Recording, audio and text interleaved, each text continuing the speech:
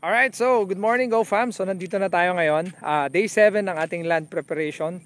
So sakto, lakas ng ulan kahapon. So praise God. Kala ko magagastusan tayo ng patubig. So punong-puno ng tubig to ngayon. And okay. So eto ngayon is nilagyan, kahapon nilagyan na to ng yung ash at saka yung amino acid. Ash amino acid, tapos ito amino acid lang.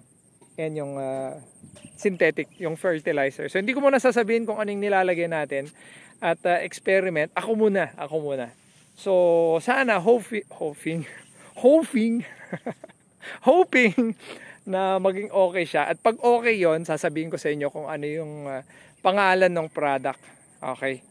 Kasi syempre gusto ko pag shinare ko yon, okay na siya. Pero para at least meron lang kayong idea kung anong pinagagawa natin dito. So yan na. So pure na organic yung nandito. So land preparation. So meron pa tayong more or less 14 days para maglipat tanim. So tara, punta tayo dun sa ating nursery. Okay, so mapapansin nyo? Yes, so yan na siya. So kahapon nasira lang doon kasi sobrang lakas ng ulan. So lahat ng tubig pumunta dito. So ito yung water system natin. Okay. So yan. So daming tubig. So punta tayo ngayon dun sa ating punlaan. So ulitin ko ulit, itong punlaan natin is hybrid to. Nilagay natin. Standard tayo. Ito is 1 hectare itong nakikita nyo ngayon. 1 hectare yan para at least pag nag-compute kayo, madali na lang. No, kunwari pag sinabi kong 6 kilos, tapos yung pananim nyo yung area nyo is half hectare lang, di hatiin nyo lang, di ba? Ganun lang naman yun Ganun lang naman yung diskarte doon. Okay, so ayun na nasobrahan yung tubig kasi lakas nung ulan kahapon. So medyo dumapa yung iba, pero ang ganda. 7 days etong ating punlaan ngayon. Okay, 7 days. Naglagay na rin tayo ng 3 kilos na urea dito.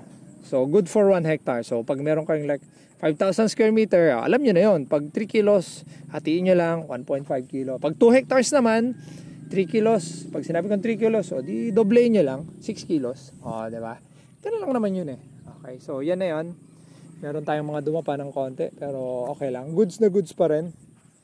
So 7 days, so meron pa tayong 14 days ililipat tanim na natin. Okay. Ayan. Yun diba? So sakto tumawag yung DA. Meron daw libreng bini. Alam niyo yung mga ayuda, okay naman ako sa ayuda. Wala tayong problema sa ayuda. Siguro ang concern ko lang sa ayuda is, alam niyo yun, sa farming kasi walang one size fits all. So bibigyan ka ng mga binhi, hindi naman akma dun sa lupa mo.